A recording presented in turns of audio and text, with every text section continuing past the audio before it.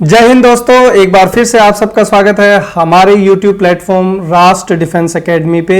मैं मृगांक भारद्वाज आपका स्वागत करता हूं डेली एडिटोरियल सीरीज में और आज बात करेंगे कोल इंडस्ट्री के आर्टिकल से। तो आइए समझते हैं किस तरीके से है।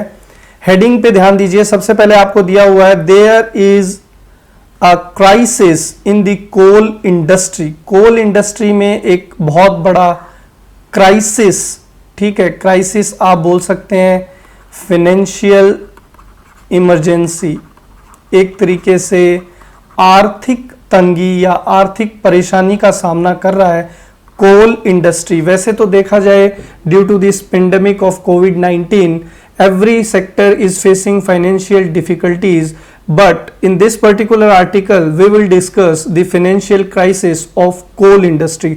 सो लेट्स स्टार्ट। सबसे पहले ग्रामर से शुरू करता हूं। देखिए, किसी भी हेडलाइन की अगर बात करते हैं तो वह हमेशा आपको प्रेजेंट सिंपल के अंदर इंट्रोड्यूस करना पड़ता है। तो there is a crisis in the coal industry is expressed in present simple tense. Okay, now the headwinds. अब हेडविंड्स यहां पे एक इंपॉर्टेंट वर्ड है।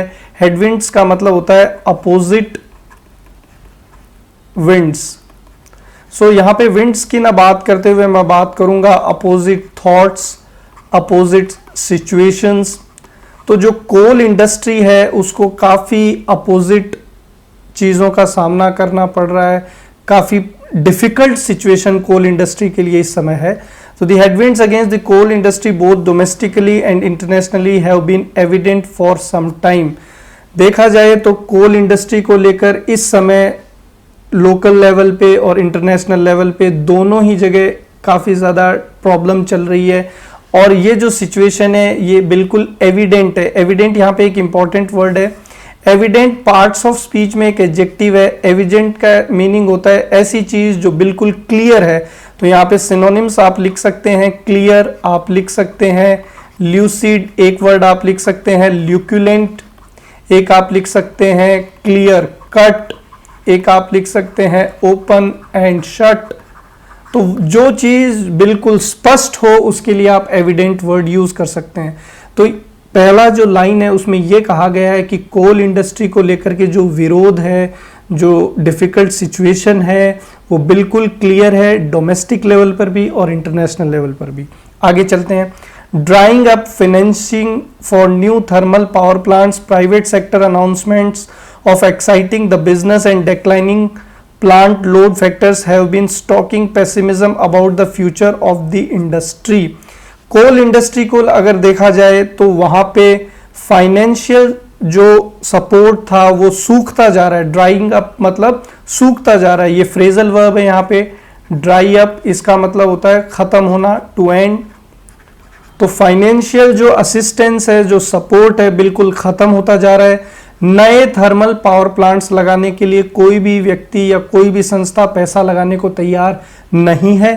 Private sector announcements of exciting the business, private sector में भी जो लोग पैसा लगा रहे हैं या कुछ सपोर्ट के लिए अनाउंसमेंट कर रहे हैं उनकी तरफ भी लोगों का कोई ध्यान नहीं है।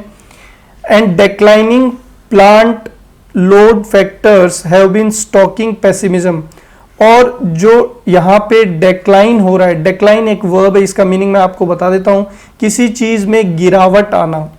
तो यहाँ पे सिनोनिम्स की अगर बात करें तो आप लिख सकते हैं डिप्रेशन, आप लिख सकते हैं लैक, आप लिख सकते हैं शॉर्टेज। तो हर चीज में कमी आ रही है, गिरावट आ रही है। और ये चीजें जो हैं वो किसको बढ़ावा दे रही हैं? पेसिमिज्म। पेसिमिज्म जो वर्ड है पार्ट्स ऑफ स्पीच में नाउन है और इसका मतलब होता है निराशा। तो और स्टॉकिंग भी वर्ब है, इसका मतलब होता है किसी चीज का जमावड़ा हो जाना, यानी आप बोल सकते हैं कवरेज, फुल कवर को बोलते हैं। तो ऊपर से लेकर नीचे तक मतलब कंप्लीट कोल इंडस्ट्री जो है उसमें निराशा छाई हुई है हर तरीके से। About the future of the industry, और इस कोल इंडस्ट्री के भविष्य को लेकर भी हर तरफ निराशा है। डेस्पाइट दिस, लेकिन इसके बावजूद, डेस्पाइट जो है ये पार्ट्स ऑफ स्पीच में प्रेपोजिशन है। डेस्पाइट का मीनिंग होता है के बावजूद, और इसी के पैरेलल एक और प्रेपोजिशन हम लोग पढ़ते हैं इन स्पाइट ऑफ। ठीक है। इन स्पाइट ऑफ का भी मीनिंग होता है के बावजूद, और यहाँ पे जो एग्जामिनेशन पॉइंट ऑफ व्यू से इंपॉर्टेंट है वो ये है कि इन स्पाइट के साथ हम लोग ऑफ लगा सकते हैं, लेकिन डेस्पाइट के साथ हम लोग ऑफ नहीं लगा सकते। अक्सर कॉमन एरर के जो क्वेश्चंस बनते हैं उसमें ये पूछा जाता है, तो इन स्पाइट के साथ ऑफ लगता है, डेस्पाइट के साथ नहीं लगता। तो despite this there was a hope that the production triumphalism around coal would be accompanied by forward looking policy measures. लेकिन चारों तरफ निराशा होने के बावजूद इस चीज की उम्मीद थी कि प्रोडक्शन जो है वो शुरू होगा। ट्रिम्फेलिज्म ये जो वर्ड है ये ट्रिम्फ से बना है, और ट्रिम्फ का मतलब होता है विक्ट्री, जीत। तो ऐसा लग रहा था कि जैसे ही प्रोडक्शन शुरू होगा लॉकडाउन के बाद, तो हो सकता है कि कोल इंडस्ट्री विजय की तरफ बढ़ेगी, सक्सेस होगा, और साथ ही साथ फिर इस तरीके की गवर्नमेंट पॉलिसीज आएंगी, गवर्नमेंट ऐसी पॉलिसीज डिजाइन करेगी जिससे कि कोल इंडस्ट्री आगे बढ़े और नई चीज़ों को, नई ऊंचाइयों को छुए, which would focus on productivity. और इस तरीके की पॉलिसीज होंगी जिसमें प्रोडक्शन को इम्प्रूव करने के लिए और प्रोडक्शन को इंक्रीज करने के लिए आइडियाज होंगे। मॉडरेटिंग कोल्स कंसिडरेबल एक्सटर्नलिटीज, और वो मॉडरेट का मतलब होता है किसी चीज को कम करना। तो वो कोल की जो एक्सटर्नलिटीज है, मतलब कोल की जो प्रॉब्लम्स है कोल इंडस्ट्री की, या कोल इंडस्ट्री को लेकर के जो भी कोल हमारा एक्सपोर्ट होता है, इन सब चीजों में रियायतें मिलेंगी। And some form of local equity, और लोकल लेवल पे काफी ज्यादा समानता मिलेगी। इक्विटी जो वर्ड है पार्ट्स ऑफ स्पीच में नाउन है, इसका मीनिंग है इम्पार्शियलिटी, जजमेंट।